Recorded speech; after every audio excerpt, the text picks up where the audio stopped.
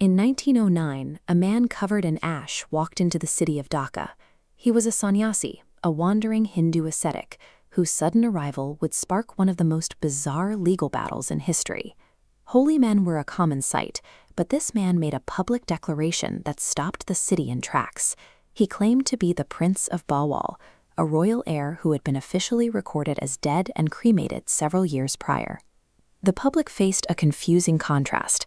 The man standing before them was an impoverished holy man, yet he was claiming a lineage of immense wealth and power. If his claim was true, the official record of his death was a complete fabrication. His return suggested that a murderer was still hiding within the royal inner circle, protected by a false history.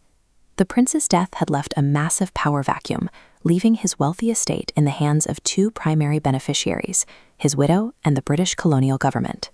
The British government flatly rejected the sannyasi's story. They characterized him as a professional con artist attempting a high-stakes identity theft to seize the Bhawal fortune. The sannyasi responded by filing a massive lawsuit against the British Empire. He wasn't just asking for money, he was demanding that the legal system formally recognize his resurrection. This lawsuit forced the British Empire into an intellectual war. To protect their administration of the estate, they would have to legally prove that a man standing in front of them was actually dead. Inside the courtroom, the sannyasi's legal team presented a chilling account of why the prince had supposedly vanished. They argued the assassination was driven by greed. The prince's wife was entirely dependent on his wealth, and his death was the only path to her financial independence. The prosecution alleged a slow and calculated method of murder, arsenic poisoning, designed to look like a natural, lingering illness.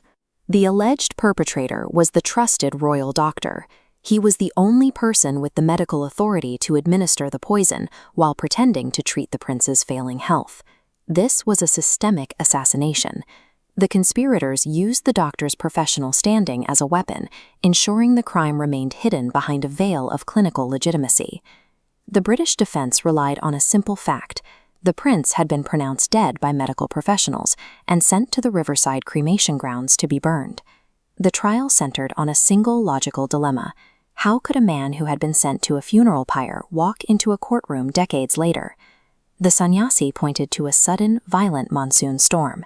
He claimed the weather was so severe that it interrupted the cremation process before the fire could consume his body. In the chaos of the storm, the royal guards abandoned the body to seek shelter. Their negligence created a window for the dead prince to be rescued from the pyre. His survival was the result of a bizarre meteorological anomaly. The storm exploited a moment of human failure to derail what should have been a flawless murder plot. To win, the sannyasi had to biologically prove his identity 12 years after his official death, a massive legal burden. His lawyers used a meticulous forensic strategy. They matched specific scars on the sannyasi's body, including wounds from tiger attacks and old carriage accidents, to the prince's private medical records. The medical evidence included specific biological markers of arsenic exposure.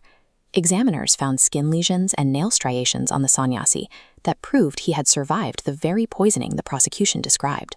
Local witnesses were called to corroborate the story.